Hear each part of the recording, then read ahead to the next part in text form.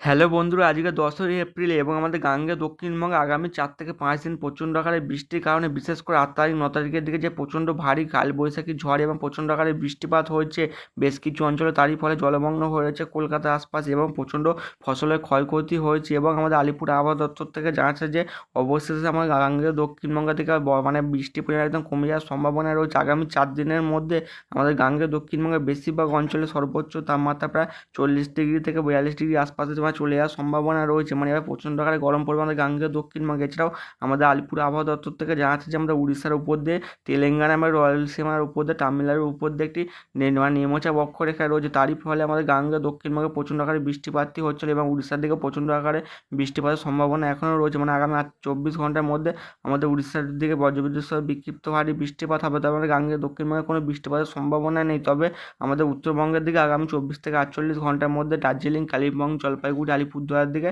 ভারী বৃষ্টিপাতের সঙ্গে 40 থেকে 50 কিলোমিটার বেগে দমকা ঝোড়া বইতে পারে। এবং আরেকটি নিম্নচাপ অক্ষরেখা রয়েছে, মানে ঘূর্ণাবর্ত অক্ষরেখাটিকে আমাদের বাংলাদেশের উপর দিয়ে বিস্তৃত রয়েছে, তারই ফলে আমাদের বাংলাদেশের দিকে এখনও বজ্রবিদ্যুৎ সহ বিক্ষিপ্ত ভারী বৃষ্টিপাত হতে পারে। এছাড়াও আগামী 24 ঘন্টার মধ্যে আমাদের অরুণাচল প্রদেশের দিকেও ভারী বৃষ্টিপাত লক্ষ্য করা যেতে পারে। এছাড়াও আমাদের উড়িষ্যার দিকে হতে পারে, আসাম, মেঘালয়ের দিকে 30 থেকে 40 কিলোমিটার বেগে বজ্রবিদ্যুৎ সহ বিক্ষিপ্ত বৃষ্টির সঙ্গে মানে 2-1 পশলা ভারী বৃষ্টিপাতও হতে পারে এবং দমকা ছোড়া বইতে পারে। এছাড়াও অরুণাচল প্রদেশ, কেরালা, মাহে, নাগাল্যান্ড, মণিপুর, মিজোরাম, ত্রিপুরার বেশ কিছু অঞ্চলে বজ্রবিদ্যুৎ সহ বিক্ষিপ্ত আকারে বৃষ্টিপাত হতে পারে।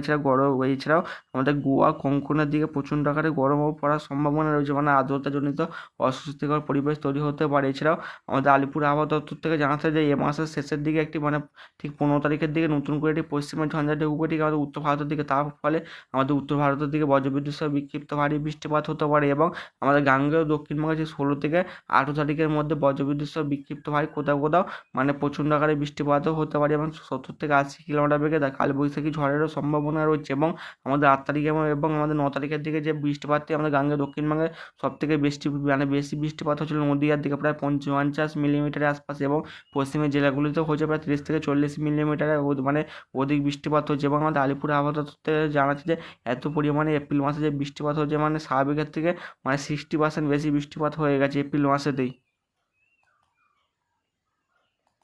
ইসিএমডাব্লিউএম মডেল লেখা দেখা যাচ্ছে যে আমাদের ঠিক আজ দুপুর 1টার দিকে আমাদের বাংলাদেশের পূর্ব ভাগের দিকে বিশেষ করে সিলেটের দিকে, ঢাকার দিকে এবং রংপুরের দিকে বজ্রবিদ্যুৎ সহ বিক্ষিপ্ত ভারী বৃষ্টিপাত হবে। এবং সব জায়গায় সমান বৃষ্টিপাত না হলে কোথাও আংশিক মেঘলা থাকবে, তারই মধ্যে খুব হালকা আকারে বৃষ্টিপাত হতে পারে। আবার কোথাও ঠিক 5 থেকে 10 কিলোমিটার ঠিক পূর্ব দিকে আবার ভারী বৃষ্টিপাতেরও সম্ভাবনা রয়েছে। বিশেষ করে বাংলাদেশের দক্ষিণ ভাগের দিকে বজ্রবিদ্যুৎ সহ বিক্ষিপ্ত আকারে বৃষ্টিপাত হতে পারে। আমাদের উত্তরবঙ্গের দার্জিলিং, কালিম্পং এবং জলপাইগুড়ির দিকে বজ্রবিদ্যুৎ সহ বিক্ষিপ্ত ভারী 2-1 পশলা ভারী বৃষ্টিপাতের সম্ভাবনা রয়েছে। তবে আজ বিকেল 4টা থেকে 5টার দিকেও আমাদের উত্তরবঙ্গের দিকে বজ্রবিদ্যুৎ সহ বিক্ষিপ্ত ভারী বৃষ্টিপাত হবে এবং বিকেল 4টা থেকে 5টার মধ্যে আমাদের উড়িষ্যার দিকেও বজ্রবিদ্যুৎ সহ বিক্ষিপ্ত ভারী বৃষ্টিপাত লক্ষ্য করা যেতে পারে। এবং আমাদের মাসের শেষের দিকে ঠিক 15 তারিখের দিকে নতুন করে একটি পশ্চিমা ঝঞ্ঝা ঢুকবে, তারই ফলে আমাদের উত্তর ভারতের দিকে বজ্রবিদ্যুৎ সহ বিক্ষিপ্ত আকারে বৃষ্টিপাত হবে। তবে আমাদের উত্তরবঙ্গের দিকে আগামী 4 থেকে 5 দিন দফায় বজ্রবিদ্যুৎ সহ বিক্ষিপ্ত ভারী বৃষ্টিপাত হতে পারে এবং আমাদের বাংলাদেশের দিকেও হালকা থেকে মাঝারি বজ্রবিদ্যুৎ সহ বিক্ষিপ্ত ভারী বৃষ্টিপাত লক্ষ্য করা যেতে পারে।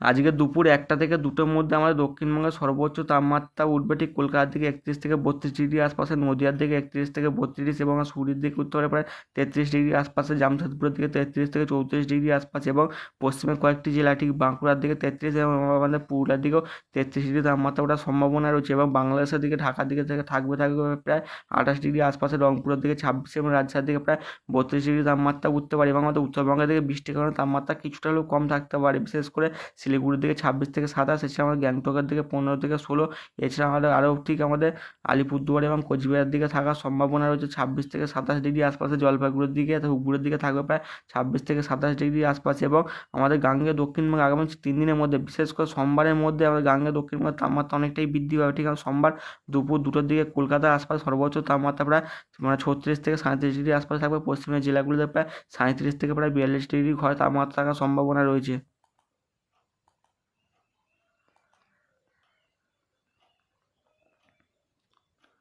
উপগ্রহ চিত্র থেকে দেখা যাচ্ছে যে আমাদের গাঙ্গেয় দক্ষিণবঙ্গের উপরে এখনও আংশিক মেঘলা আকাশ এবং আজকে ভোরবেলার দিকে বেশিরভাগ অঞ্চলে হালকা থেকে মাঝারি কুয়াশা লক্ষ্য করা গেছে এবং আমাদের দক্ষিণ ভাগের দিকে বেশিরভাগ অঞ্চলে খুব ঘন আকারে কুয়াশা লক্ষ্য করা গেছে। এখনও কিছু অঞ্চলে ঘন আকারে কুয়াশা রয়েছে, বিশেষ করে আংশিক মেঘলা আকাশ রয়েছে নদিয়া এবং আমাদের 2 চব্বিশ পরগনা এবং আমাদের পূর্ব মেদিনীপুরের বেশ কিছু অঞ্চলে এবং আমাদের উত্তরবঙ্গের দিকেও আংশিক মেঘলা আকাশ এবং বেলার দিকে উত্তরবঙ্গের দিকে বজ্রবিদ্যুৎ সহ বিক্ষিপ্ত ভারী বৃষ্টিপাতের সম্ভাবনা রয়েছে।